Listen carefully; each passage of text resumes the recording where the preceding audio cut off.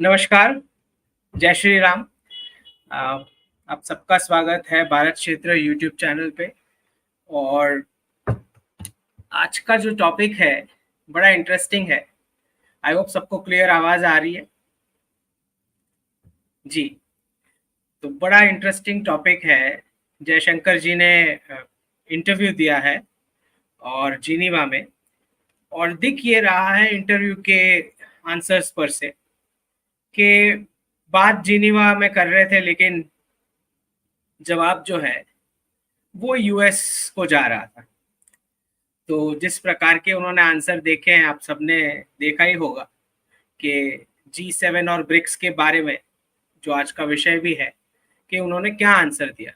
तो उनको पूछा गया ब्रिक्स के बारे में कि आप ब्रिक्स क्यों ज्वाइन कर रहे हो, या ब्रिक्स में एक्सपांशन होना है नहीं होना है। तो जयशंकर जी का बड़ा ही शॉर्ट में आंसर था कि आप G7 बना के बैठे हैं एक ग्रुपिंग, और उसमें किसी को एंट्री दे नहीं रहे, तो फिर हमने जाके हमारा अपना अलग से ग्रुपिंग बना लिया ब्रिक्स बोल के।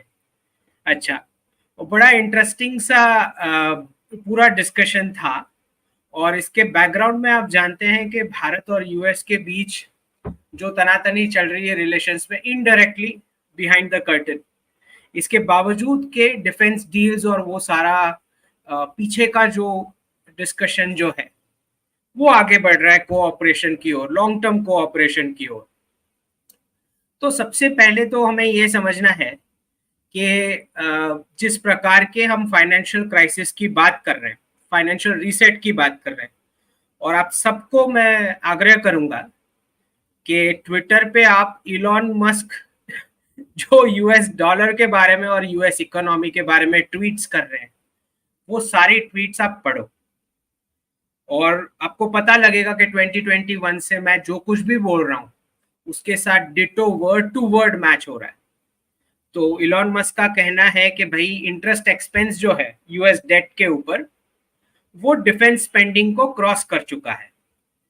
और ये जो है, ये कंक्लूजन स्लाइड था मेरा 2014-15 का प्रेजेंटेशन, जो मैं वर्ल्ड इकोनॉमी और जियो इकोनॉमिक्स के बारे में समझाया करता था स्टूडेंट्स को, कि जब किसी ग्लोबल पावर का इंटरेस्ट एक्सपेंस डिफेंस बजट को क्रॉस कर जाता है तो उसका वर्ल्ड पावर का स्टेटस समझो खत्म हो चुका।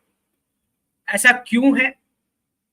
क्योंकि हमें ये समझना है कि ये जो सिंगल कंट्री रिजर्व करेंसी वाला जो स्टेटस है और जो डोमिनेंस है यूनिपोलर वर्ल्ड का, वो कैसे मेंटेन हो पा रहा है? वो मेंटेन हो पा रहा है क्योंकि यूएस नेवी जो है, एयरफोर्स जो है, वो पूरा ग्लोबल पुलिसिंग कर पाती है पूरे वर्ल्ड में, और वो सारे जो ट्रेड रूट्स हैं जहां से ट्रेड होता है उसकी सिक्योरिटी वो देखती है। एक तरीके से गुंडा बोल रहा है कि मैं आपको अपनी खुद की गुंडाई से बचाऊंगा, तो आप यूएस डॉलर के साथ कंटिन्यू करें। अब वो उस प्रकार की मिलिट्री माइट थी और है, अभी भी है, राइट? तो उस हिसाब से यूएस डॉलर कंटिन्यू करता है in the reserve currency status. तो इसीलिए इंटरेस्ट एक्सपेंस का इंपॉर्टेंस इतना ज्यादा है। अगर इंटरेस्ट एक्सपेंस डेट के ऊपर जो है वो बढ़ जाता है आपके डिफेंस बजट से, वही चीज जो ब्रिटेन के साथ भी हुई सेकेंड वर्ल्ड वॉर के बाद, कि वो पाउंड का रिजर्व करेंसी स्टेटस कैसे चला गया। तो सेकेंड वर्ल्ड वॉर में और फर्स्ट वर्ल्ड वॉर में इतना नुकसान हुआ ब्रिटेन का कि इंटरेस्ट एक्सपेंस जो है वो डिफेंस स्पेंडिंग से बढ़ गया। ठीक है, तो ये वो पॉइंट होता है जब, जिसको हम ग्लोबल मार्केट फोर्सेस बोलो, डीप स्टेट बोलो, जो नाम देना है आपने, ये लोग इस पॉइंट के बाद तय करते हैं कि उन्हें नया कंट्री ढूंढना है पावरफुल बनाने के लिए। ठीक, तो ब्रिटेन के साथ, उससे पहले डच, उससे पहले स्पेन, इन सब ओटोमन जो टर्क पूरा रजीम था, तो इन सब के साथ भी यही हुआ। ये सारी जितनी भी पावर्स थी इनके साथ, जब आपका इंटरेस्ट एक्सपेंस बढ़ जाता है डिफेंस बजट से, तो यूएस इकोनॉमी की आज वो हालत है जो इलॉन मस्क बता रहे हैं कि अब जो है interest expense has cross the defence spending.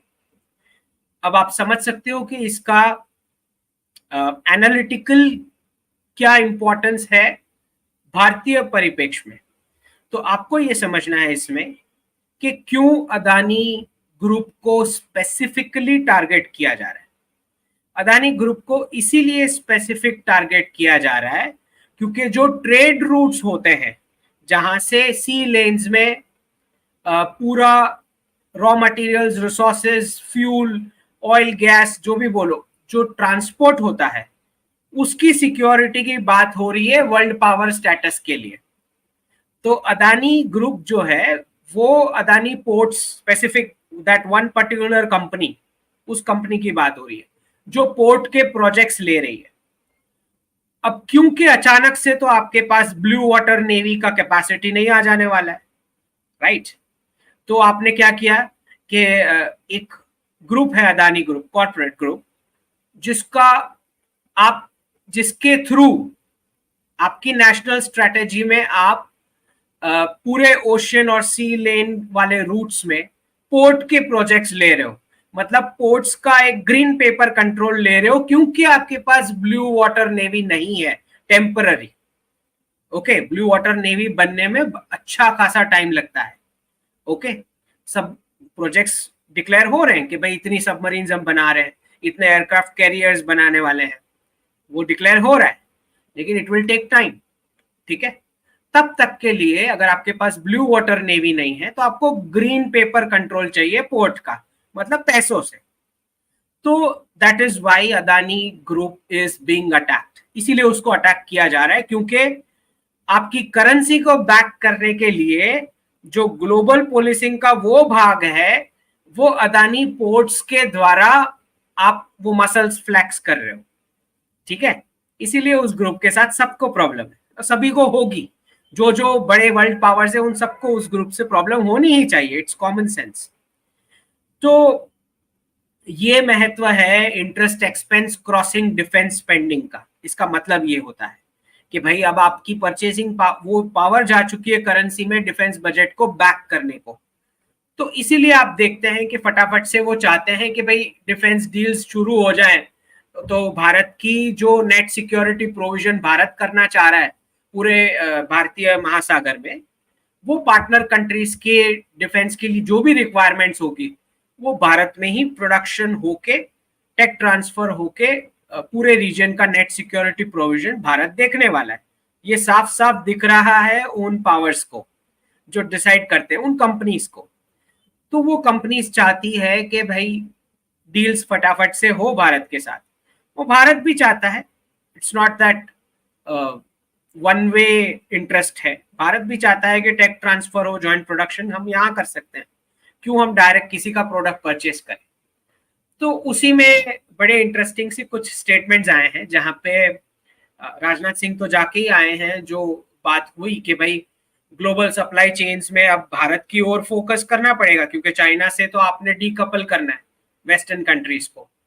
ठीक, तो इसी में बात हो रही है कि भाई हमारे पुराने F-16 ले लो। एरिक गारसेटी का स्टेटमेंट आया कि हाँ, भारत खुद अपने बॉर्डर एरियाज का खुद देख ही लेगा जो करना है, हम तो आप एक ही कॉल पे हम अवेलेबल हैं।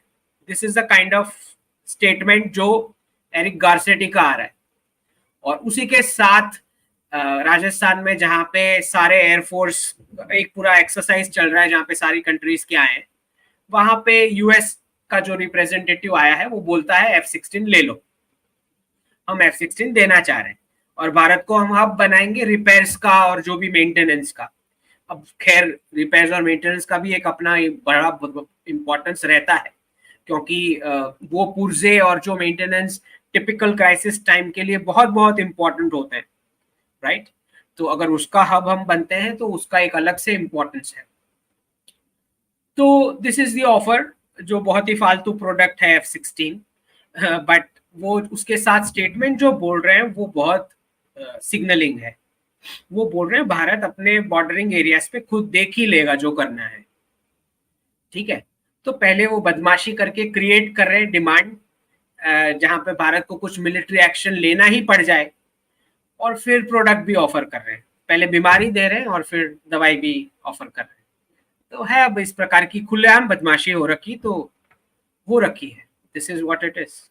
अब ये मानना पड़ेगा कि ऐसी ही बदमाशी और बेशर्मी के साथ वो डील करते हैं, क्योंकि टॉप टू बॉटम जब वेस्ट का पूरा गवर्नेंस बिक चुका है कंपनीज के हाथों, तो चाहे वो प्रेसिडेंट हो, फॉरेन सेक्रेटरी हो, या उनके डिप्लोमेट्स हो, या कोई भी हो, ठीक है, वो सारे जो है वो सेल्समैन ही है, कंपनीज के सेल्समैन ही है, उससे ज्यादा और कुछ नहीं। तो बिल्कुल ताज्जुब नहीं होता कि उनकी इसी प्रकार की सारी बातें रहती है, क्योंकि उनको खाली प्रॉफिट से मतलब है।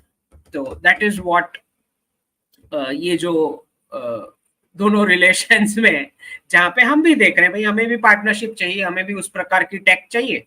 अगर अच्छी खासी परसेंटेज में टेक ट्रांसफर होता है तो we are also open to that kind of partnership, हम भी चाहते हैं।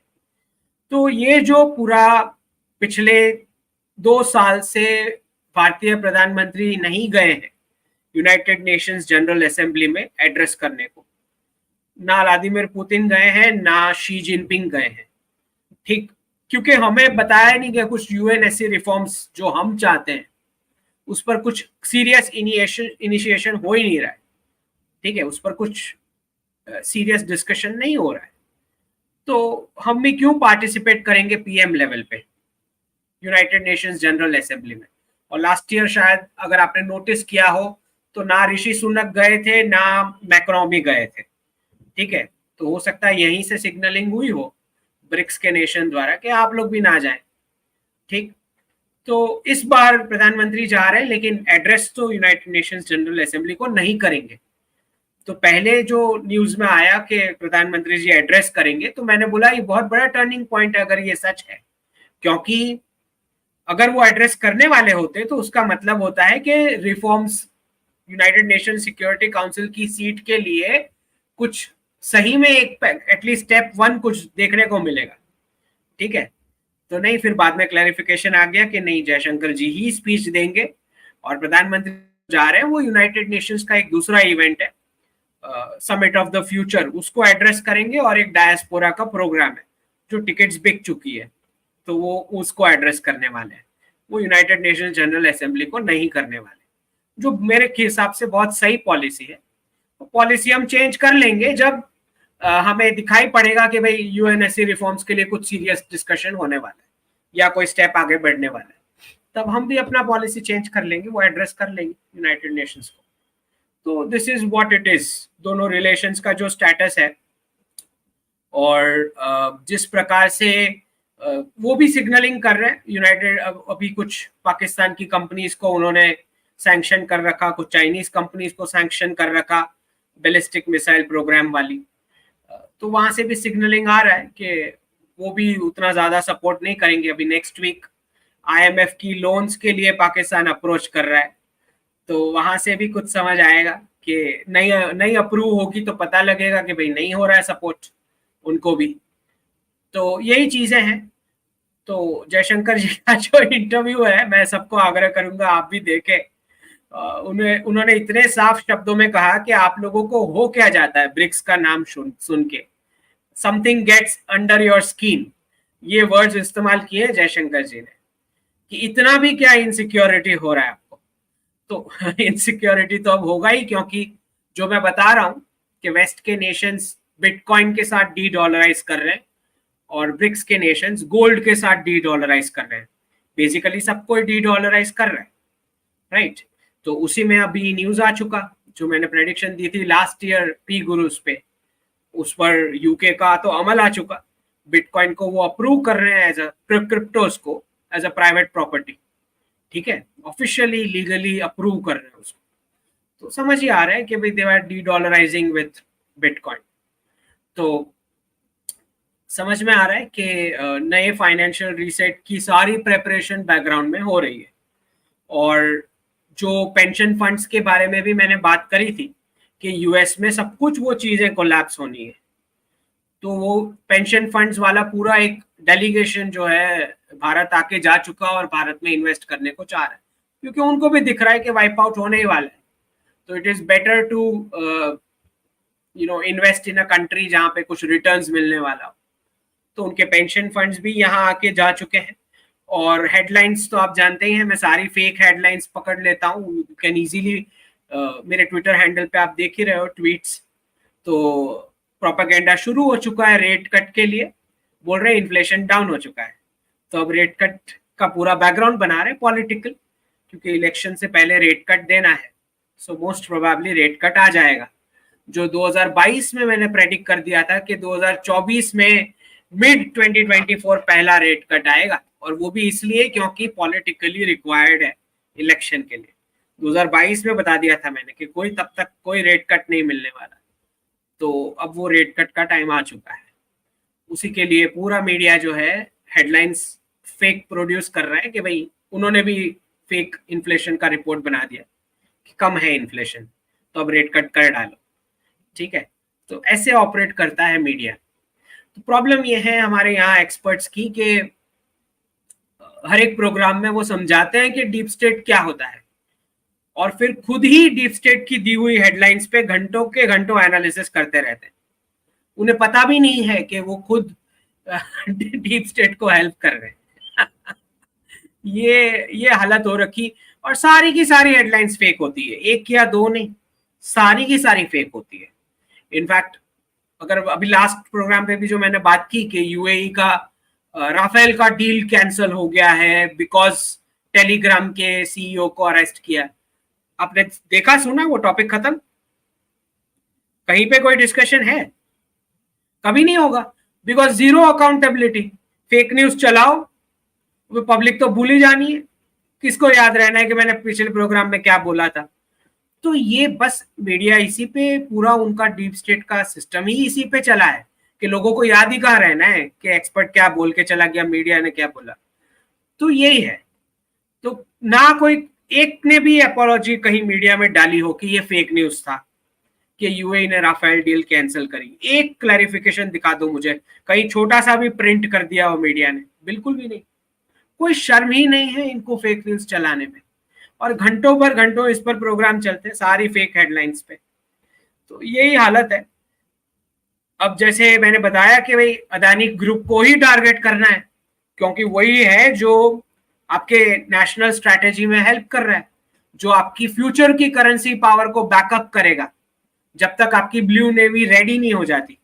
तो उसी के चलते उन केन्या का जो प्रोजेक्ट है उसमें अदानी के खिलाफ प्रोटेस्ट शुरू हो गए। अब समझ ही सकते हो कौन से पावर्स ने फंडिंग करी होगी उस प्रोटेस्ट की। तो लेबर यूनियन को जहां से भी फंडिंग आई होगी, प्रोटेस्ट शुरू हो चुके केन्या में कि अदानी गो बैक, बिकॉज अगर वो पोर्ट का प्रोजेक्ट जाएगा तो उतना ज्यादा भारत की प्रिंट इम्प्रिंट बनती है ग्लोबल मैप में, जो ट्रेड रूट्स होते हैं उसमें। तो उसको रोकने की पूरी पूरी कोशिश करेंगे जितने भी एंटी नेशनल पावर्स हैं जो भारत की तरक्की नहीं देखना चाहते। तो उसी पे जो डिस्कशन आया है, और अभी कुछ न्यूज में आ रहा है कि भाई केन्या की गवर्नमेंट ने ये यूनियन वालों को बोला है कि भाई हमने कहा अभी अदानी को अप्रूव भी कर लिया है, तो यूनियन को पूछे बिना नहीं अप्रूव करेंगे। इस प्रकार से सांत्वना दी गई है प्रोटेस्टर्स को। पर अगर पेड प्रोटेस्टर्स हैं तो आप, और यही चीज आपने भारत में भी देखी कि केरला में कैसे अदानी के पोर्ट प्रोजेक्ट के ऊपर क्रिश्चियन मिशनरीज से लेके सब कुछ शुरू हो चुके थे, क्योंकि यही है, ports is the main thing. क्योंकि जिस प्रकार से भारत और चाइना का कब्जा हुआ था, मतलब जब वो टेक्नोलॉजी का इजाद हुआ यूरोप की फैक्ट्रीज में, जहां पे एक यूनिट 1000 टाइम्स ज्यादा प्रोड्यूस कर पा रहा है भारतीय या चाइनीज किसान के मुकाबले, तो उसको रॉ मटेरियल्स और रिसोर्सेस चाहिए। तो यूरोपियंस ने स्ट्रैटेजी बनाई, सारे पोर्ट्स और आइलैंड कंट्रीज जो भारतीय महासागर और चाइनीज साउथ चाइना सी बोलो या वो रीजन में, उसके पोर्ट्स को कब्जा किया। फिर ब्रिटिशर्स और ये सब पोर्चुगीज सब ये जो है सबड्यू करना शुरू किए, सारे आपके जनपद के बीच फाइटिंग करवाना शुरू किए, और फिर कब्जा किया। तो शुरुआत जो है ग्लोबल ट्रेड रूट्स की जो डोमिनेंस होती है, उसी से आपके करेंसी को बैकअप मिलता है कि दादागिरी किसकी ज्यादा है, that is what it is. ठीक है, तो इसीलिए वो पोर्ट प्रोजेक्ट्स बहुत बहुत इंपॉर्टेंट होते हैं। तो केन्या में हो रहा है। ठीक है, अदानी के प्रोजेक्ट के खिलाफ। अब चलते हैं कनाडा की ओर। तो आपने देखा है कि कैसे उनकी फॉरेन मिनिस्टर जो है वो मीडिया को बता रही है, क्या बता रही है, बोलती है सिटीजन्स नहीं चाहते कि इलेक्शंस होने चाहिए। ये जस्टिन ट्रूडो की फॉरेन मिनिस्टर मेलेनी जोली मीडिया को बोलती है सिटीजन्स नहीं चाहते कि इलेक्शंस हो। तो जैसे मैंने लास्ट ईयर रशिया से पहले, रशिया ने जब कंसर्न बताया बांग्लादेश इशू के बारे में, उससे पहले मैंने बता दिया था कि बांग्लादेश को नुकसान होना है और कनाडा को नुकसान होना है, right. We lose Bangladesh, you lose Canada. तो जस्टिन डर का बारी है। शेख हसीना को हमने विड्रॉ किया बांग्लादेश से, अब वहां पे ट्रूडो जाएगा, ठीक है। तो बिल्कुल वैसे हो रहा है। वहां पे जो जगमीत सिंह है, जो पूरा वो खालिस्तान वाला, आप जानते ही वो मैटर, उन्होंने सपोर्ट खींच लिया है ट्रूडो गवर्नमेंट से, और अब इलेक्शंस की बातें चल रही है। तो वहीं पे उनकी फॉरेन मिनिस्टर आके बोल रही है कि नहीं नहीं, लोग नहीं चाहते कि इलेक्शन हो जाए। तो ये तो इनके डेमोक्रेसी इंडेक्स और रैंकिंग के हाल है। इनके फॉरेन मिनिस्टर पब्लिक में बोलते हैं कि इलेक्शंस नहीं चाहती पब्लिक, और हमारे ऊपर वो वहां से कमेंट करते रहते हैं, राइट। तो ये है कनाडा का मामला। अब आ जाते हैं इंडिया और चाइना। देखिए साफ बता दिया एमईए ने कि डिसएंगेजमेंट के ऊपर आगे बढ़ रहा है डिस्कशन, एलएसी स्टैंड ऑफ के ऊपर। और आपने देखा ही होगा कि जयशंकर जी के इंटरव्यू में भी जैसे ही जयशंकर जी ने ब्रिक्स को डिफेंड किया, तुरंत उसका जो, मतलब आप समझ सकते हैं कि खुजली कितनी है। तुरंत वो क्वेश्चन पूछने वाला बोल रहा है इंडिया चाइना रिलेशन है। जैसे ही ब्रिक्स का कुछ भी आप बोलो तो तुरंत वो इंडिया चाइना ओपन करते हैं मैटर। भी तुम्हारे तो यूनिटी कहाँ है, that is what the point, right. वो पॉइंट बनाने की कोशिश।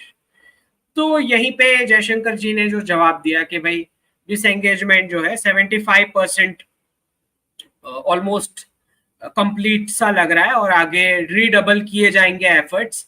तो एमईए का भी इस पर स्टेटमेंट आ चुका है कि हाँ, उस पर डिस्कशन आगे बढ़ रहा है डिसएंगेजमेंट के लिए। अब जब आप बात करोगे भारत और रशिया रिलेशंस की, तो दोनों में बायलैटरल प्रेसिडेंट पुतिन ने ऑफर कर दिया है। जब प्राइम मिनिस्टर खुद ब्रिक्स समिट के लिए जाएंगे अक्टूबर में कजान, और कल परसों के जो न्यूज आ रहे हैं, जो हमारे नेशनल सिक्योरिटी एडवाइजर डोवल जो एनएसए मीटिंग में थे, और फिर प्रेसिडेंट पुतिन के साथ बायलैटरल वन ऑन वन, जो बहुत ही रेयर माना जाता है। प्रेसिडेंट पुतिन बायलैटरल अपने समकक्ष लीडर के अलावा बहुत ही कम लोगों को देते हैं। तो उन्होंने जयशंकर जी को ये रिस्पेक्ट दिया है, दोवल को दिया है, वांग यी को दिया है। इससे पहले और किसी को नहीं मिलता है इस प्रकार का बायलैटरल का रिस्पेक्ट। जनरली वो समकक्ष लीडर्स के साथ होता है। तो ये बायलैटरल अजीत डोवल जी के साथ हुआ है, और बिल्कुल अगर हुआ है तो बहुत ऐसी चीजें डिस्कस हुई होंगी जो पब्लिक में नहीं आएंगी। बहुत सारी स्ट्रैटेजिक चीजें डिस्कस हुई होगी वहां पे, स्पेशली ब्रिक्स एक्सपांशन के बारे में। क्योंकि आप समझ सकते हैं कि प्रेसिडेंट पुतिन का तो ऑफिशियल स्टेटमेंट है कि 34 countries officially they have given the request. उन्होंने ऑफिशियली डाल दिया है कि हमको ब्रिक्स ज्वाइन करना है। अब उनको किस लेवल पे लेंगे, मैं अभी भी बता रहा हूं, मैं पहले भी अपने टॉक्स में बता चुका हूं। जरूरी नहीं है हमने इन सब नेशंस को कोर मेंबरशिप देनी है ब्रिक्स की, ठीक है। फ्यूचर में हमें नहीं पता, फ्यूचर में अगर यूनाइटेड नेशंस रिफॉर्म नहीं करता है तो हमें ये पकड़ के चलना है एज एन ऑल्टरनेटिव कि ब्रिक्स के 5 नेशन जो है कोर नेशन, वो यूनाइटेड नेशन सिक्योरिटी काउंसिल वाला रोल एटलीस्ट लार्जर ब्रिक्स में कुछ पर्सपेक्टिव में हैंडल कर सकते हैं, सारे नहीं तो कुछ, ठीक है। तो एक्सपांशन भी वही सोच लेके चलना है कि एक्सपांशन भी अगर हम ब्रिक्स का करेंगे तो हम मेंबर्स को उस हिसाब से लेंगे कि अभी आपको टीयर 2 में एंट्री मिलेगी, टीयर 3 में एंट्री मिलेगी, कोर ग्रुपिंग में एंट्री नहीं मिलने वाली, ठीक है, चाहे कितने भी इंटरेस्ट आ जाए। और कोई स्पीड अप करने की भी कोई जरूरत नहीं है। वो तो सब आएंगे कि हमको मेंबर बना दो, कोई जरूरत नहीं है कि भाई आप अपने पावर्स क्यों डाइल्यूट करेंगे कोर मेंबर्स के। तो धीरे धीरे आपको ग्रेजुअली फेज वाइज उनको ज्वाइन कराना है ब्रिक्स, और देखना यह है कि मैक्सिमम ज्वाइनिंग वहां पे हो जहां पे स्विफ्ट पेमेंट सिस्टम के ऑप्शन में ट्रेडिंग जा रहा है, उसमें ज्यादा से ज्यादा मेंबर्स की एंट्री हो, ये ऑब्जेक्टिव होना चाहिए। तो जो भी नई पेमेंट सिस्टम बन रही है ब्रिक्स की या ऑल्टरनेटिव, उस ऑल्टरनेटिव को अडॉप्ट करने वाले कितनी कंट्रीज हैं, उसमें आप ज्यादा से ज्यादा लोगों को एंट्री दे सकते हो। पाकिस्तान को भी दे सकते हो, बांग्लादेश को भी दे सकते हो, श्रीलंका को भी दे सकते हो, खाली ट्रेड की पेमेंट सिस्टम के लिए जो स्विफ्ट से बाहर रहेगी, ठीक है। और फिर टीयर 2 में जो नए मेंबर्स ज्वाइन हुए हैं उनको, उनके साथ आप ट्रेड पैक शुरू कर दो लोकल करेंसीज में, यूएई के साथ इंडियन रुपीज में, सऊदी अरेबिया का क्रूड ऑयल का युआन में, चाइना के साथ, ये आप कर सकते हो। इस तरह से आप ब्रिक्स एक्सपांशन को आगे लेते जाओ। पहले जो नए मेंबर्स आए हैं उनको इंटीग्रेट करो, और जो आना चाह रहे हैं उनको नई पेमेंट सिस्टम स्विफ्ट के बाहर जो बन रही है उसमें लेके आओ, ठीक है। ये स्ट्रैटेजी होनी चाहिए, कोई हड़बड़ी करने की जरूरत नहीं है कि सारे 34 एंट्रीज को आप तुरंत अभी मेंबर बना दोगे, ऐसी कोई हड़बड़ी की जरूरत नहीं है, ठीक है। तो I think this is how it should go. अब हम देखेंगे कि कैसे जाता है, बट दिस इज हाउ मुझे जो समझ में आ रहा है ऐसे होना चाहिए, ठीक। अब जहां तक दोनों नेशंस के रिलेशंस का सवाल है, तो आगे जाते हुए इंडिया रशिया के बीच जो मुझे लगता है आर्कटिक में बहुत अच्छा खासा बिजनेस इंटरेस्ट भारतीय बिजनेसमैन के लिए रहेगा, जहां पे पूरा आर्कटिक का ट्रेजर निकल के आएगा, ऑयल गैस माइनिंग, ये सब पॉसिबिलिटीज है, ओके। और भारत के साथ non defence trade, people to people ties और एजुकेशन की टाई अप्स, तो जो भी बच्चे फ्यूचर में अपॉर्चुनिटीज फॉरेन कंट्रीज में ढूंढने वाले हैं, वेस्ट को भूल जाओ, इट हैज ऑलरेडी कोलैप्स्ड।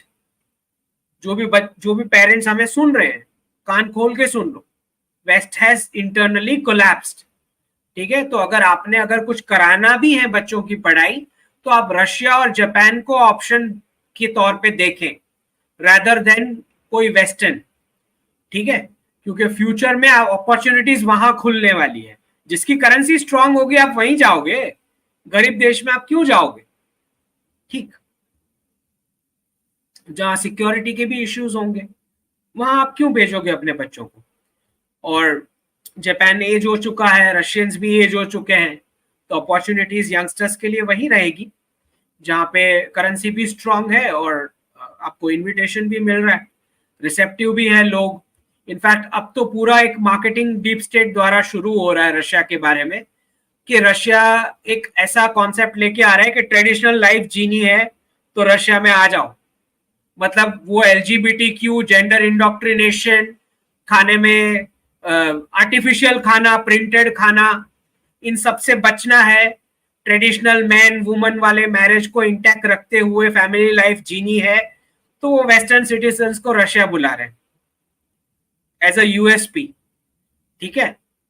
तो इस तरह से पोजिशनिंग हो रही है रशिया की, ये मानना पड़ेगा कि बहुत अच्छा खासा टैलेंट वहां खिसक लेगा वेस्ट का, अगर इसी प्रकार की आगे चलती रही चीजें, जिस प्रकार का केओस दिख रहा है वेस्टर्न सोसाइटी में इलीगल्स को अंदर लाके। अब चलते हैं भारत और सऊदी अरेबिया के रिलेशंस के ऊपर। तो इसमें बहुत क्लियर है, जो लास्ट 2 वीक में जितनी भी अपडेट्स आई हैं, एक तो जयशंकर जी गए हैं वहां, और जो लास्ट टू लास्ट मैंने बात की थी कि काबा और Somnath same line and length पे आता है, बिल्कुल वैसे जैसे इजराइल का टेम्पल माउंट और हमारा केदारनाथ। तो दोनों नेशंस के बीच, भारत और सऊदी अरेबिया के बीच जो MOU साइन हुए थे कि नेशनल आर्काइव्स का फुल एक्सेस दिया जाएगा दोनों कंट्रीज को, उसी के अंदर अच्छी खासी भारतीय चीजें निकल के आई हैं एंशिएंट सऊदी अरेबिया के पर्सपेक्टिव से। तो जयशंकर जी वहां विजिट करके आए, उन्होंने ऑफिशियल स्टेटमेंट भी दिया है इसके ऊपर। दूसरा, सऊदी अरेबिया जो ये IMEC कॉरिडोर बन रहा है, गुजरात और मुंबई के पोर्ट से UAE, वहां से सऊदी अरेबिया से लेके हाइफा पोर्ट, और हाइफा से इजराइल के हाइफा से टिल यूरोप, ये जो कॉरिडोर बन रहा है इसमें सऊदी अरेबिया लेके आ रहा है कि भाई हम 2 पोर्ट में स्पेसिफिक इंटरेस्टेड है। ठीक है, जो कोई भी बिजनेसमैन हमें सुन रहे हैं, क्लियर समझ लो कि गल्फ का कहाँ इंटरेस्ट है। तो सऊदी अरेबिया बोल रहा है कि हाँ, उन्होंने 2 पोर्ट क्लियरली चिन्हित किए हैं जिसमें उनको इंटरेस्ट लग रहा है। एक है नावा शेवा वाला पोर्ट गुजरात का, और दूसरा मुंद्रा पोर्ट। ठीक है, ये दोनों गुजरात के पोर्ट्स में सऊदी अरेबिया ने खास इंटरेस्ट दिखाया है फ्यूचर ट्रेडिंग के लिए। वो बोल रहे हैं हम जेद्दा को कनेक्ट करना चाह रहे हैं इसके साथ। ठीक, दूसरा, भारत और यूएई के रिलेशनशिप की ओर आगे बढ़ते हैं। तो वो जो विजिट हुई है एमबीजेड की, अभी जो हुई भारत में, उसमें एक वर्चुअल ट्रेड कॉरिडोर पे अग्रीमेंट हुई है, बहुत ही इंपॉर्टेंट, क्योंकि दुबई को बनाना चाह रहे हैं कि भारतीय गुड्स का ग्लोबल स्टोरेज वेयरहाउस दुबई बनेगा। ये फोकस के साथ यूएई और भारत के रिलेशंस आगे बढ़ रहे हैं। ठीक है, तो वर्चुअल ट्रेड कॉरिडोर का एक अग्रीमेंट हो चुका है जहां पे वो उस प्लेटफॉर्म पे सारे बिजनेसेस जो है जिनको इंटरेस्ट है उस प्रकार के एक्सपोर्ट ट्रेड में, उनका रजिस्ट्रेशन होगा और वो यूएई को एक्सप्लोर करेंगे बाकी के गल्फ के साथ। ठीक, और एक सिविलियन न्यूक्लियर अग्रीमेंट हुई है यूएई के साथ, जहां पे भारत यूएई के न्यूक्लियर एनर्जी प्लांट के ऊपर ऑपरेशन और मेंटेनेंस में उनकी हेल्प करने वाला है, कोऑपरेशन होने वाला है। ठीक, ये बहुत बड़ी बात है, ये छोटी बात नहीं है। तो इवेंचुअली ऐसे ही होता है, जब सिविलियन होता है उसके बाद मिलिट्री न्यूक्लियर पे भी कोऑपरेशन शुरू होते हैं। तो वो जो मजाकिया बातें थी कि पाव किलो का न्यूक्लियर बॉम्ब या छोटी साइज का modular nuclear electricity generation device, उस प्रकार के इनोवेशन में ये कोऑपरेशन आगे बढ़ सकता है। ठीक, और दूसरा 15 साल का एलएनजी का गैस सप्लाई का अग्रीमेंट हो चुका है यूएई के साथ। ये बहुत बड़ी न्यूज है, क्योंकि एलएनजी का एक अग्रीमेंट रशिया के साथ आपका हो चुका है, एक अग्रीमेंट आपका यूएई के साथ हो चुका है। तो अब कतर के साथ आपके पास एक ये हो चुका है कि भाई आप उसके साथ अच्छा बार्गेन कर सकते हो और ज्यादा आपके साथ बदमाशी नहीं कर सकता कतर। तो आपने 2 ऑप्शंस बना लिए एलएनजी के सप्लाई के लिए। तो 15 साल का अग्रीमेंट हो चुका है यूएई के साथ एलएनजी गैस सप्लाई का। तो these are the kind of changes. अब रीजन में आ जाते हैं, हमारे रीजन में क्या चेंजेस हुए हैं। तो मालदीव्स जो है बराबर से लाइन पे आ चुका है। तो जो मिनिस्टर्स गाली दे रहे थे प्राइम मिनिस्टर को, उनका रेजिग्नेशन ले लिया गया है।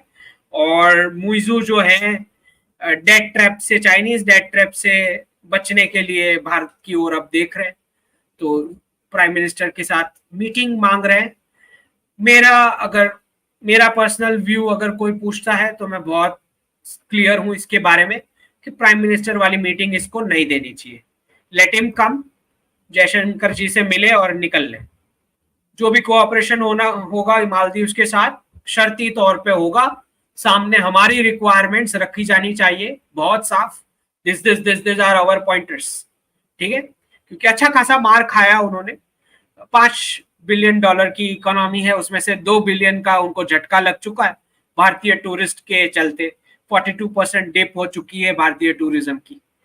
तो अब थोड़ा अकल आई है मालदीव्स की लीडरशिप को।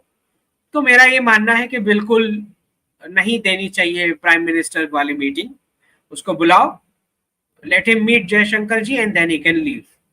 ठीक है, मेरा तो ये मानना है। अब जो होता है देखा जाए, क्या रियलिटी में होता है, लेट्स सी।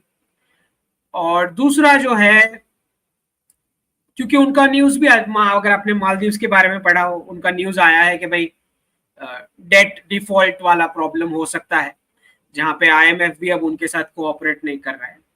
तो बराबर से हालत टाइट हो रखी है मालदीव्स की। अब बात है बांग्लादेश की, तो गवर्नमेंट ने बहुत साफ कर दिया है कि भाई आप जाने और अदानी पावर जाने, इट्स अ प्राइवेट कंपनी, आपने उसके साथ इलेक्ट्रिसिटी का डील किया था, आप दोनों बैठो और डिस्कस करो आपका जो भी लफड़ा है। गवर्नमेंट ऑफ भारत के इसको कोई कनेक्शन नहीं। तो यूनुस को, जो अंकल चिप्स हैं हमारे, उनको बोल दिया गया है तुम बैठ लो अदानी के साथ और तुम देख लो तुमको डील का जो करना है करो एक दूसरे के साथ। Don't bring us in this discussion. Private company है, आपने उनके साथ इलेक्ट्रिसिटी सप्लाई का डील किया था, आप बैठ लो और कर लो क्लियर जो भी करना है। तो वहां से जो यूनुस गवर्नमेंट है बोल रही है कि भाई दुर्गा पूजा में मछली नहीं देंगे आपको, बंगाली हिंदूज है, दुर्गा पूजा में मछली नहीं खा पाएंगे हमारी। ठीक है, बैन लगा लो एक्सपोर्ट्स के ऊपर, ठीक है।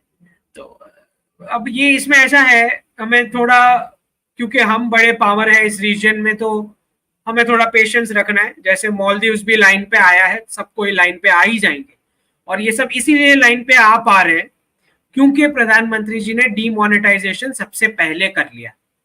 अगर डीमोनेटाइजेशन नहीं किया होता तो ये लोग कोई लाइन पे नहीं आने थे, ये छोटे छोटे देश जो इंडियन रुपी की नकली नोट छाप के अपनी इकोनॉमी चला रहे थे। तो ये डीमोनेटाइजेशन के चलते ये सब लाइन पे भी आ पा रहे हैं, वरना पूरा बांग्लादेश भारत चला रहा था, पूरा नेपाल चला रहा था, पूरा श्रीलंका चला रहे थे हम, पूरा मालदीव्स चला रहे थे, पूरा पाकिस्तान चला रहे थे, और यूके भी। यहां तक हमारे नकली नोट्स वो लोग छाप के मजे कर रहे थे इतने डिकेड्स तक। समझ आ रही है कि क्यों डीमोनेटाइजेशन इतना इंपॉर्टेंट था। ठीक, तो प्रधानमंत्री जी ने अच्छे से इनके फाइनेंशियली स्क्रू टाइट करे, तो अब जब भी क्राइसिस आता है तो यहीं पे उनको भर जोली करके आना है। तो जैसे मुइजू आ रहे हैं, वैसे थोड़े टाइम बाद जो हमारे अंकल चिप्स हैं बांग्लादेश के, वो भी लाइन पे आ जाएंगे। तो जयशंकर जी को एक जगह पे क्वेश्चन पूछा गया एक्स्ट्राडिशन के बारे में, भाई शेख हसीना को बांग्लादेश वापस भेज रहे हो नहीं भेज रहे, हमने एक्स्ट्राडिशन ट्रीटी करी है। भाई न्यूज रिपोर्ट्स में आप बोल रहे हो ना, तो सबसे पहले बात समझ लो, दो देशों के बीच जो एक्स्ट्राडिशन ट्रीटी होती है उसके टर्म्स एंड कंडीशंस होते हैं। सबसे पहले तो जिस देश को आप रिक्वेस्ट कर रहे हो एक्स्ट्राडिशन के लिए, पहले तो वो ऑफिशियल रिक्वेस्ट होना चाहिए, जो अभी तक आया ही नहीं है। ठीक, वो ऐसा होना चाहिए कि भाई जो क्राइम आप एलिगेशन लगा रहे हो जिस लीडर के ऊपर, वो क्राइम ये देश में भी उसको क्राइम माना जाना चाहिए कि वो चीज क्राइम है। दूसरा, फेयर ट्रायल का कंडीशन होता है कि फेयर ट्रायल होने वाला है, इसकी गारंटी आप ले रहे हो। ठीक, तो बहुत सारे टर्म्स एंड कंडीशन होते हैं एक्स्ट्राडिशन के। ऐसे ही एक्स्ट्राडिशन नहीं हो जाता आपने मांग लिया और हमने यहां से दे दिया, जो भी पर्सन आप उठा के लेके चले जाओगे, ऐसे नहीं होता है एक्स्ट्राडिशन में। तो भारत के पास बहुत अच्छे खासे इसके टर्म्स एंड कंडीशंस में आर्ग्यूमेंट्स हैं। वैसे ये ड्यूली इलेक्टेड गवर्नमेंट तो है नहीं बांग्लादेश की। अगर आपने जयशंकर जी को सुना हो, उनके चॉइस ऑफ वर्ड्स आप सुन ले, बहुत ध्यान से सुने जब वो बोलते हैं। उन्होंने बोला we have to deal with the government of the day. आज के दिन की बांग्लादेश की गवर्नमेंट। समझ आ रहा है इस शब्द का मतलब क्या होता है? वो क्या बोल रहे हैं, क्या इशारा कर रहे हैं? वो बोल रहे हैं ये लेजिटिमेट गवर्नमेंट तो है ही नहीं तुम्हारी, जब इलेक्शन हो जाएगा तब देखेंगे। इसका मतलब ये होता है गवर्नमेंट ऑफ द डे। किसी लेजिटिमेट गवर्नमेंट के लिए ये शब्द का प्रयोग नहीं होता, we deal with the government of the day. तो एक एक शब्द बड़े मेजर्ड होते हैं जयशंकर जी के। दूसरा, जयशंकर जी ने जब पार्लियामेंट में भी स्टेटमेंट दिया था शेख हसीना जी के बारे में, तो उन्होंने क्या चॉइस ऑफ वर्ड्स का इस्तेमाल किया था? उन्होंने बोला it is our understanding that she has resigned. हमने ये समझा है कि she has resigned, she has not told that she has resigned. समझ आ रहा है? इसका मतलब ये होता है हमको ऐसी कोई इंफॉर्मेशन नहीं है उन्होंने दी कि मैं रिजाइन करके आई हूं बांग्लादेश में, हम ये खुद से समझ रहे हैं दैट शी हैज रिजाइन। ये जयशंकर जी के वर्ड्स हैं पार्लियामेंट में, इट इज अवर अंडरस्टैंडिंग। एक एक शब्द इंपॉर्टेंट होता है जब वो बोलते हैं, बिकॉज बहुत ही मेजर्ड बोलते हैं वो। ठीक, तो this is a geopolitical round up पूरे वीक का, और हम ऐसे ही every Friday we will do this live talk. तो आपके जो भी क्वेश्चंस हैं आप यहाँ पे पूछ सकते हैं। Let's jump to the questions now. सबसे पहले पार्था जी का क्वेश्चन है, was DS originally wanting to shift to China? So they build East China for themselves, but now they have to undo all that for multipolarity. Partha जी वो shift होना नहीं चाह रहे थे चाइना. चाइनीज कम्युनिस्ट पार्टी और Pakistan army को उन्होंने वो टू बकेट थियोरी जो मैंने मेरी जियोपॉलिटिक्स की बुक में एक्सप्लेन की है कि एक नेशंस को सैंक्शन करना है, बाजू वाले को आर्म्स और डॉलर्स देने, वो जो टू बकेट थियरी है डॉलर को चालू रखने के लिए, उसमें उन्होंने चाइनीज कम्युनिस्ट पार्टी और पाकिस्तान आर्मी, सीसीपी तो पूरा कोलैप्स ही हो जाना था लेकिन उसको बचाया. सीसीपी के ट्रेडर्स कैडर्स को यूएस ले गए, वहां पढ़ाई करवाई, उनकी ट्रेनिंग करवाई, वॉल स्ट्रीट फाइनेंस दिया, मैन्युफैक्चरिंग के लिए टेक्नोलॉजी चोरी करने को अलाउ करा गया और सीसीपी को बिल्ड किया गया. तो सीसीपी के कैडर्स के बच्चे भी बिल्कुल पाकिस्तान आर्मी की तरह वहीं पे पढ़ते हैं, जिनका बार्गेन चिप की तरह इस्तेमाल यूएस करता है. तो सीसीपी और पाक आर्मी को ऐसे खड़ा किया गया कि भारत और रशिया इन दोनों के कंट्रोल, इन दोनों को पिन प्रिक करते रहने के लिए, जो टू बकेट थियरी में बात करता हूँ. तो वहां शिफ्ट करने का उनका कोई प्लान नहीं था. वो बेजिंग में ऑफिस ही, सीसीपी जो है वो बेजिंग की ऑफिस है डीप स्टेट की, मतलब नवंबर 2022 तक थी. उसके बाद अब ये शी जिनपिंग पार्टी हो चुकी है. तो वहां शिफ्ट करने का कोई प्रोग्राम नहीं था.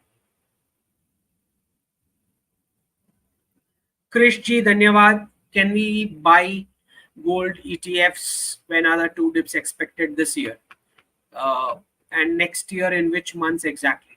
क्रिश जी इतना तो टाइमिंग नहीं कर सकते, लेकिन इतना मैं बता दूं, मैं जनरली नहीं सजेस्ट करता गोल्ड ETF. मैं फिजिकल गोल्ड ही प्रेफर करवाता हूं क्योंकि इजी रहता है अगर आपको बेचना है, जो भी है बीच में अगर बेचना हो तो. इस साल एक डिप है, नेक्स्ट ईयर 2 डिप है. ठीक है. मोस्टली मेरे हिसाब से यूएस इलेक्शन के बाद आना चाहिए, लेकिन you never know. Mostly US election के बाद आना चाहिए इस साल का डिप.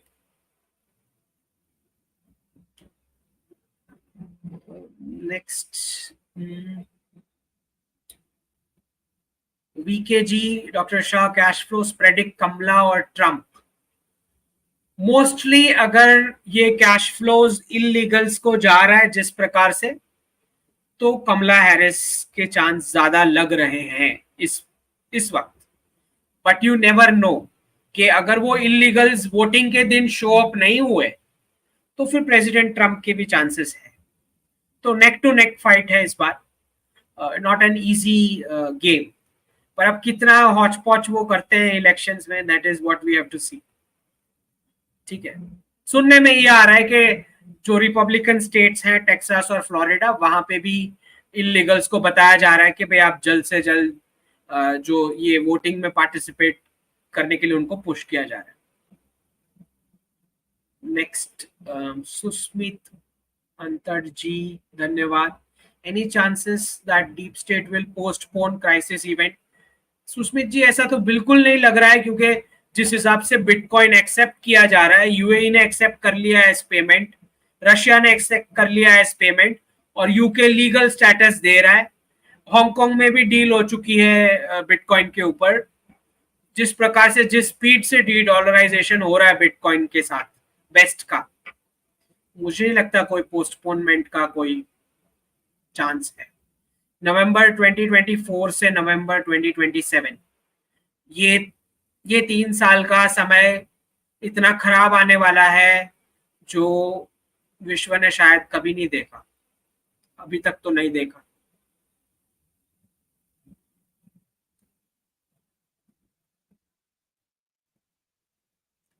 सनी चंद्रा जी धन्यवाद. अंकित सर, मुझे जानना है डेटिंग एप्स में जाकर लड़की पसंद करके शादी करना सही होगा या मुझे फैमिली के थ्रू अरेंज मैरिज करना चाहिए?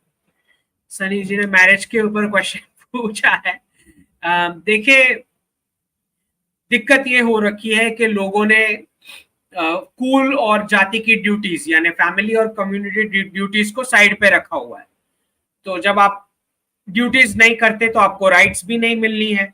मतलब आपको सामने की फैमिली का जो पूरा लीगेसी दिखना चाहिए कि एक एक फैमिली मेंबर क्या है, उनकी फूड हैबिट क्या है, लाइफस्टाइल की हैबिट क्या है, वर्क करने का क्या स्टाइल है, बच्चे कैसे कोलैबोरेट करते हैं, ये तो आपको तब पता लगेगा जब आप 15-20 साल कुल और जाति के सारे इवेंट्स अटेंड करोगे। अब क्योंकि कुल और फैमिली और कम्युनिटी का ड्यूटीज किसी ने करा ही नहीं है, तो आपको पता ही कैसे लगना है कि सामने वाला फैमिली कैसा है। तो अब वेस्टर्न लाइफस्टाइल को अडॉप्ट कर रहे हो, उसके पीछे भाग रहे हो, तो फिर कॉन्सिक्वेंसेस भी झेलो जो वेस्टर्न लाइफस्टाइल के होते हैं, हाई डिवोर्स रेट वाले। तो कोई भी मेथड कर लो, बहुत ज्यादा रिस्क है, let me tell you, be very clear about it. अच्छा, मुझे भी क्वेश्चन आया था मेरे मैरिज के बारे में कि सर आप तो बर्थ रेट की बात कर रहे हैं, मैरिज मेंटेन करने की बात कर रहे हैं, फिर आपने अभी तक करी नहीं है। तो it's the same crisis which everybody is facing. I am also facing. I eat pure Jain food, which uh, which is a problem for the other side, not for me.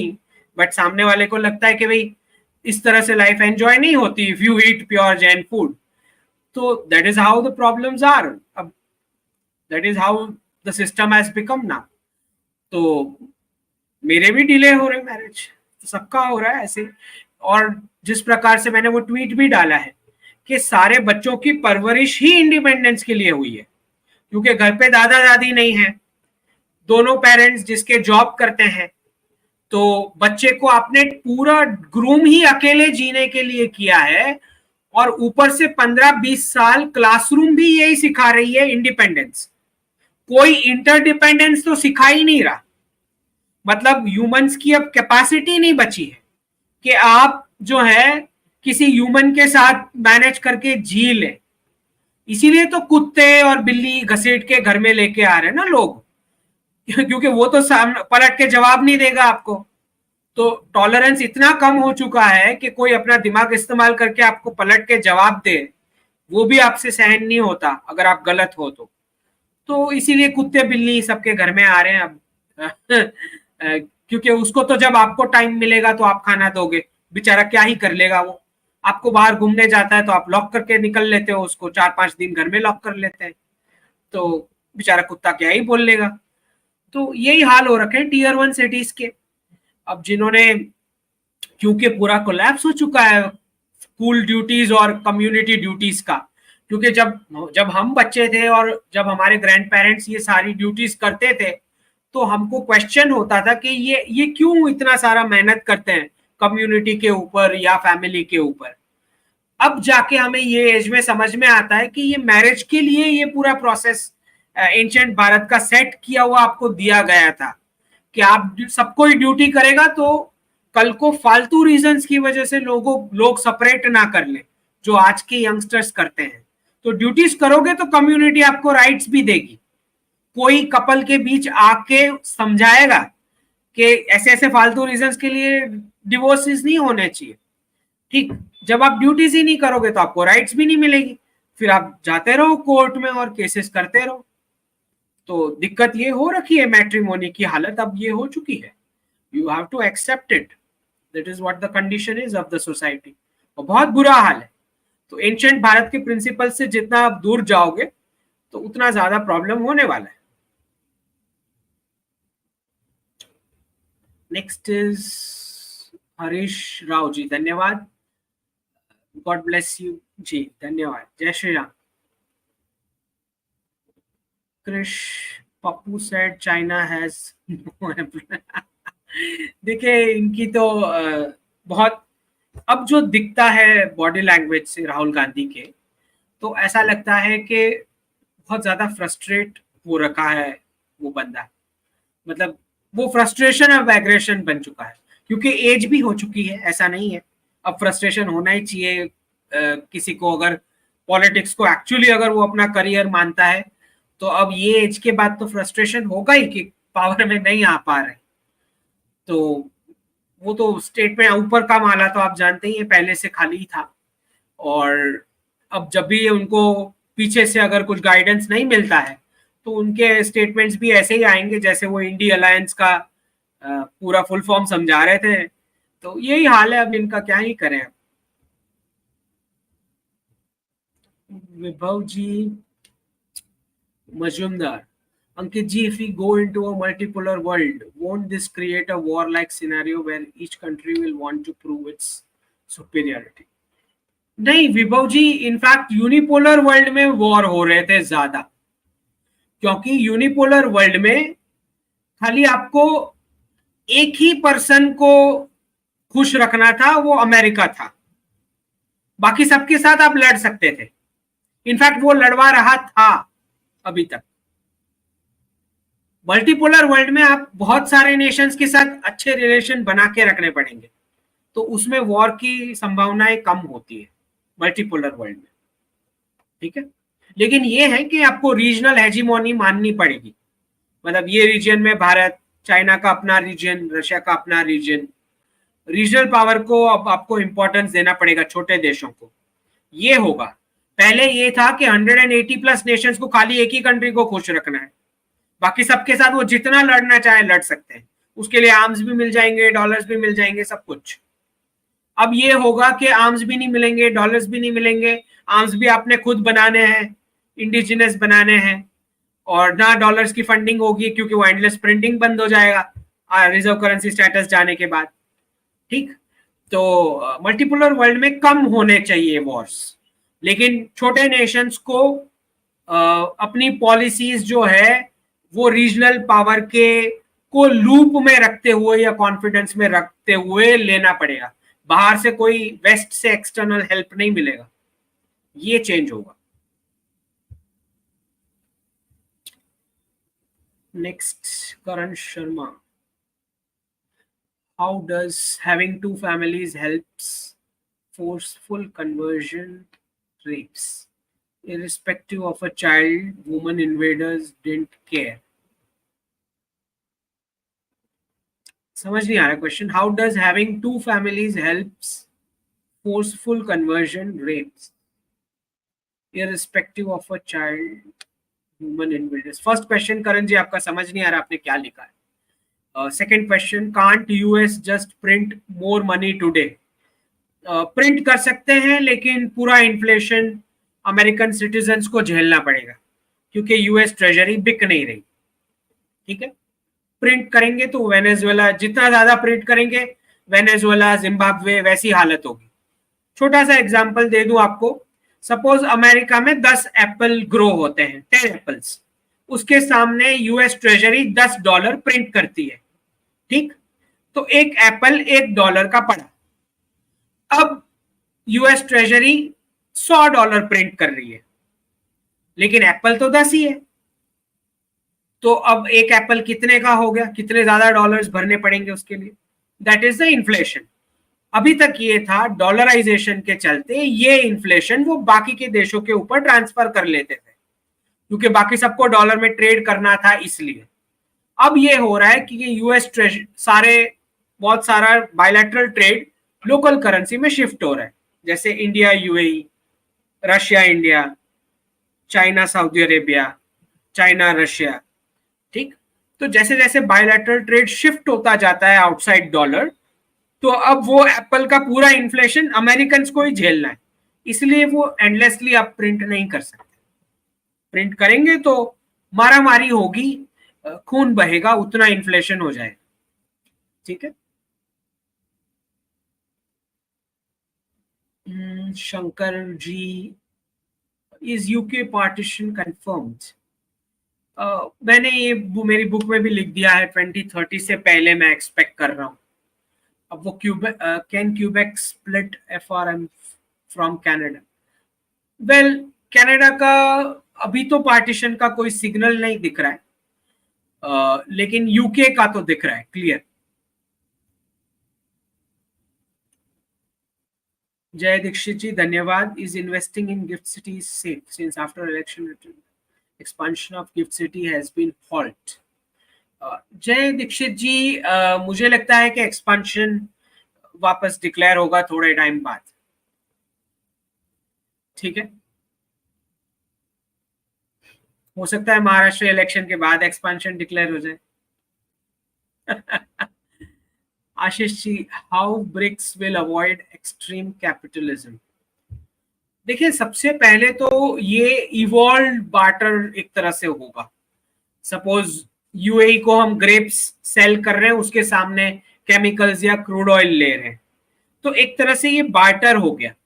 अब बार्टर में जैसे ही pricing जो है वो आप individual bargaining करते हैं, जैसे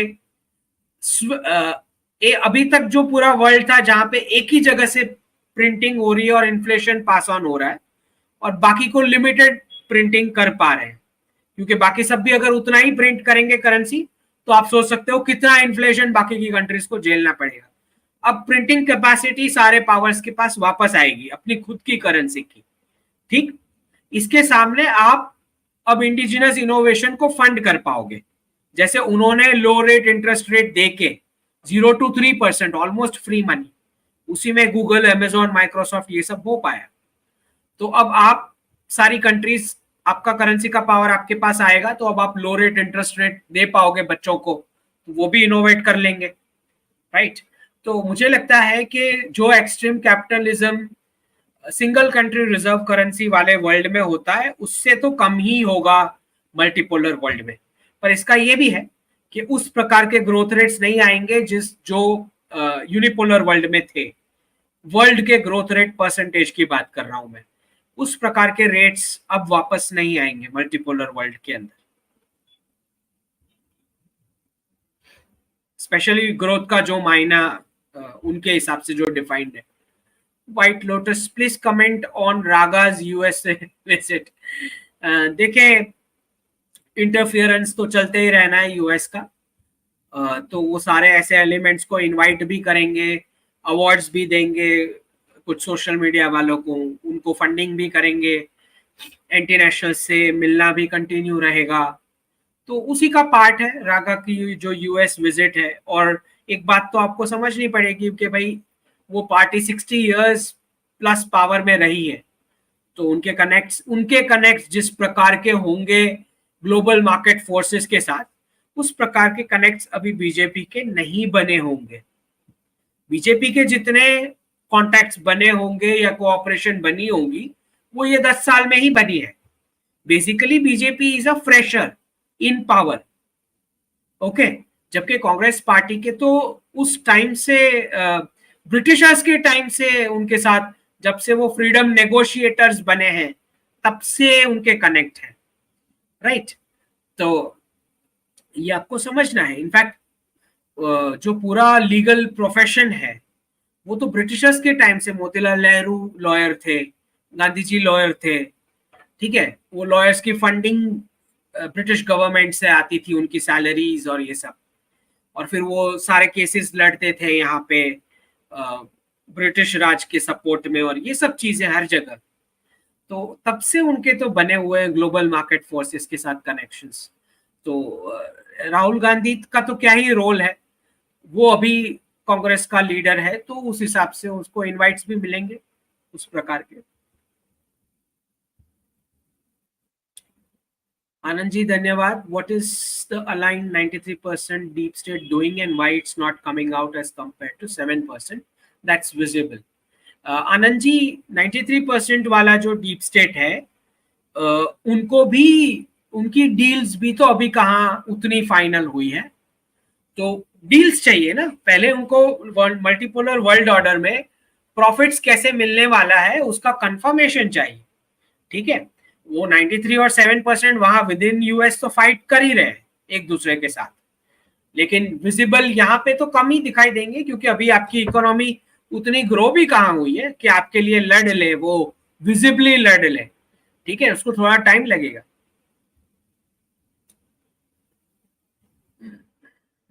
शो 1 घंटे से ऊपर जा रहा है। Pavan ji, I have a US registered LLC, how can I get your investment advice. देखिए, डॉक्टर शाह virtual@gmail.com ये ईमेल आईडी है, सिर्फ और सिर्फ प्रोफेशनल कंसल्टिंग के लिए। दूसरे क्वेश्चंस वहां मत भेजना, ठीक है। जो क्वेश्चंस आपको पूछने हैं, आप यूट्यूब लाइव में है ऐसे फ्राइडे ही को पूछ ले। प्रोफेशनली जो पूछना है वो आप उस ईमेल पे भेज सकते हो अपनी डिटेल्स, और टीम फॉलो अप कर लेगी, ठीक है।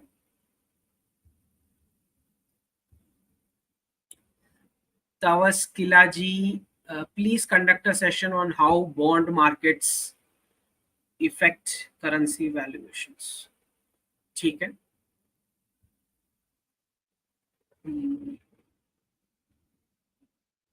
Soham Devlekar ji, Jai Shri Ram, Jai Shri Ram. What are your views on digital marketing and legal jobs in this next decade? What will change?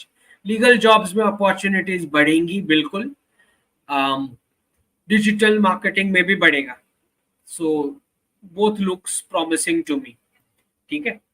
लेकिन जॉब से ज्यादा I would suggest prefer your own, ठीक है।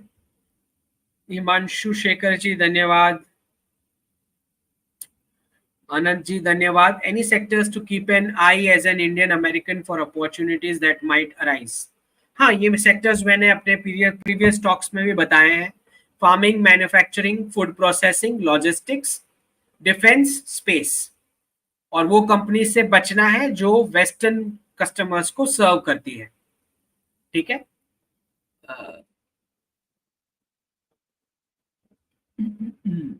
इसके बाद करण जी धन्यवाद। I was asking about child marriage in ancient time. हाँ, okay, तो बालिका वधू की आप बात कर रहे हैं। हाँ करण जी, वो छोटी बच्ची को दो फैमिली का सेफ्टी और सिक्योरिटी मिलता है और उसको घूंघट पहना के घर के अंदर कैद कर लिया जाता था, क्योंकि बाहर इस्लामिक ग्रूमिंग गैंग्स घूम रही होती थी, ठीक है।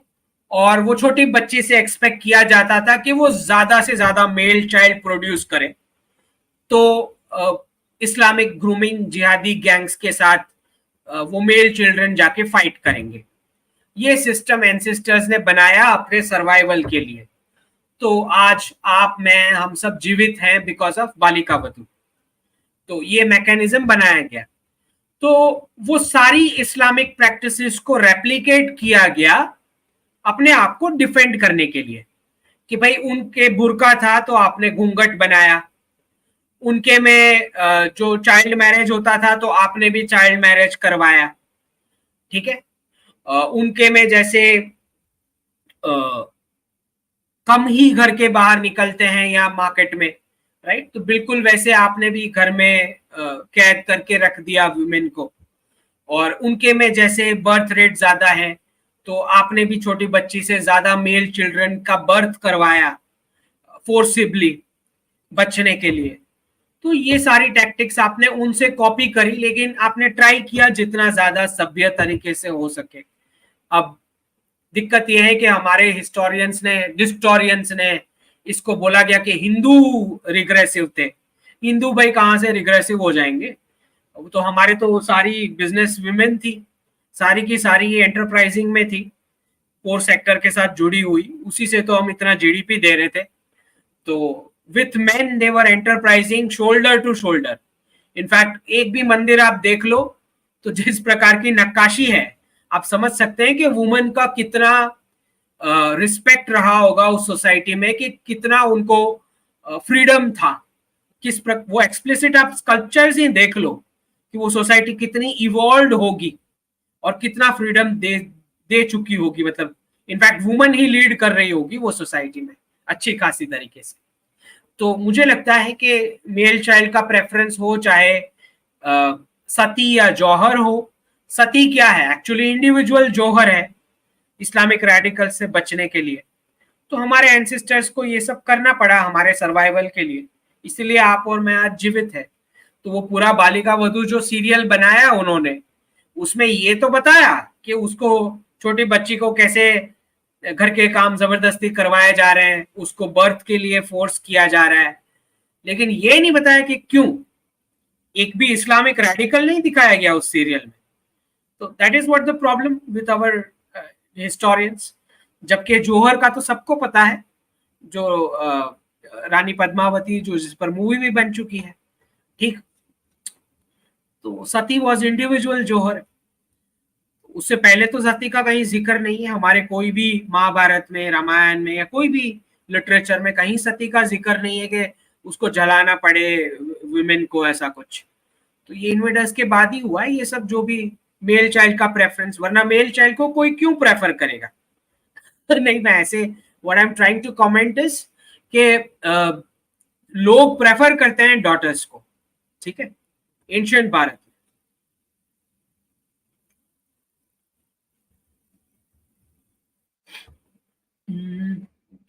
अनूप जी धन्यवाद। हिमांशु शेखर धन्यवाद जी।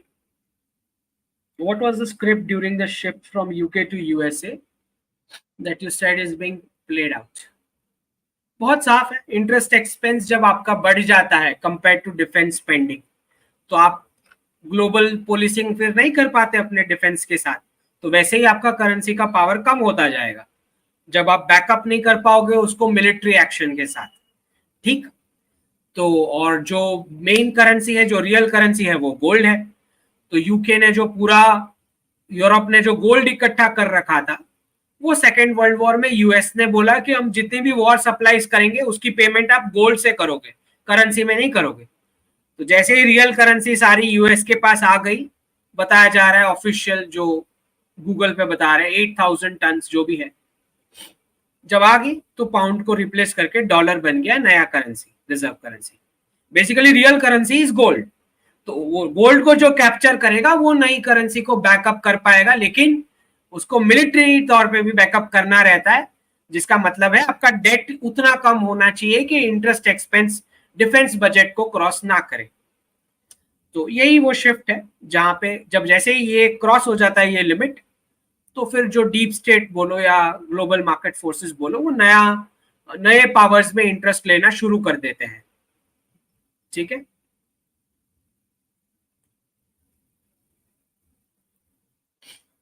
श्रीवन Hiran Kanli ji, I am from Ahmedabad, how to meet you. Ahmedabad में ही है, मिलना है उसी ईमेल पे डाल दीजिए मुझे ईमेल, drshah@gmail.com। और ध्यान रखें कि बहुत बड़ा लंबा क्यू है ईमेल्स का। ठीक है, मुझे 400 से ज्यादा ईमेल्स और मैसेजेस आते हैं, तो it will take time but the team will respond. और आजकल बहुत ज्यादा ट्रैवल बढ़ गया है, मेरे पास जनवरी फरवरी तक के इंस्टीट्यूशनल इनविटेशन है और अब मना करना पड़ता है बिकॉज कुछ ज्यादा ही फिर ट्रैवल हो जाता है। विक्रम नादगिर जी धन्यवाद। Indian citizens believe that US will find some magic solution. नहीं, वो ग्लोबल मार्केट फोर्सेस जो डीप स्टेट है वही करवा रहे हैं, तो कौन रोक पाएगा। अगर ब्रिक्स के नेशंस खुद से कर रहे होते डी डॉलराइजेशन अकेले अकेले, तो 10, 15, 20 साल लगने थे। अब क्योंकि यूएस खुद ही कर रहा है, तो हाउ कैन एनीबॉडी स्टॉप, जब डिसीजन ही उनका है।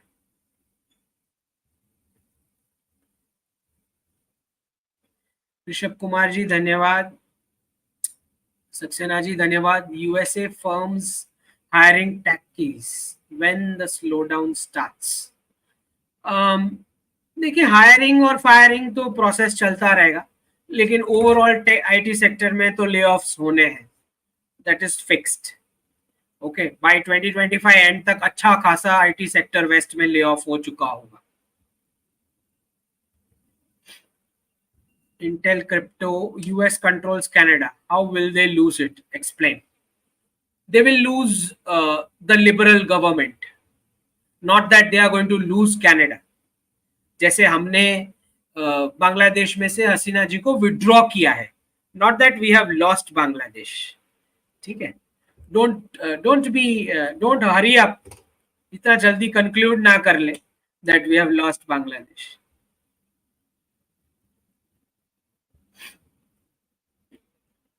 ये है कि भाई दोनों के नेबर्स को, दोनों ने एक दूसरे को पंच देने के लिए एक दूसरे के नेबर्स को डैमेज किया, simple.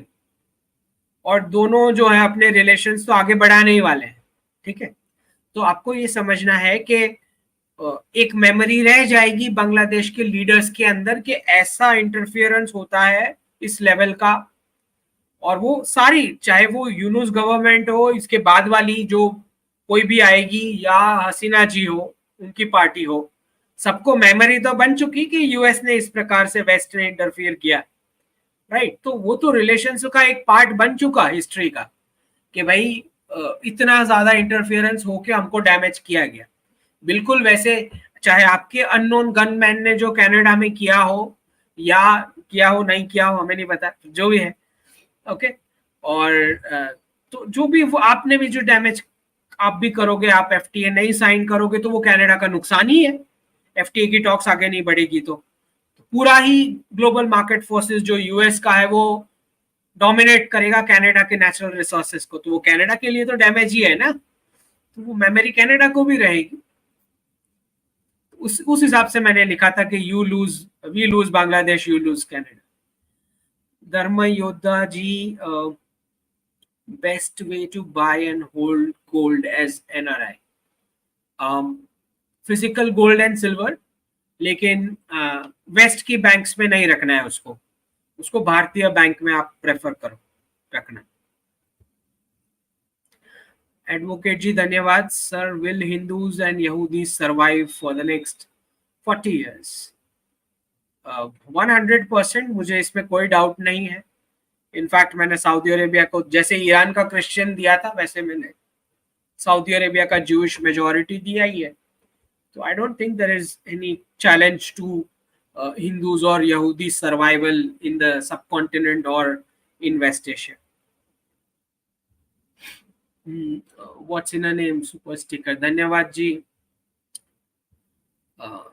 Abhishek ji, sir, should Indians also free cash reserves from November 24 to Jan 25? Free cash reserves नहीं समझ आया मुझे, बट जब ये डिप्स आएंगी तब बाइंग अपॉर्चुनिटी है आपके लिए, और फोकस करना है वैसी कंपनीज को जो वेस्ट को सर्व ना करती हो, वेस्टर्न क्लाइंट्स को, उसमें आप इन्वेस्ट कर सकते हो। Medium to long term Indian stock market में कोई प्रॉब्लम नहीं है। शॉर्ट टर्म नवंबर 24 से नवंबर 27 के बीच, क्योंकि वेस्ट में क्राइसिस आएगा, उसका ट्रिकल डाउन और सेंटिमेंटल इंपैक्ट हमारे स्टॉक मार्केट में भी आना है। ठीक, that's all for the day I guess. सारे क्वेश्चंस हो चुके हैं, तो जितने भी क्वेश्चंस है प्लीज ऐसे ही पूछें, क्योंकि यहाँ पे अलग से मार्क होके आता है। That is the only reason कि मैं चाहता हूं कि आप इसी में क्वेश्चंस पूछें।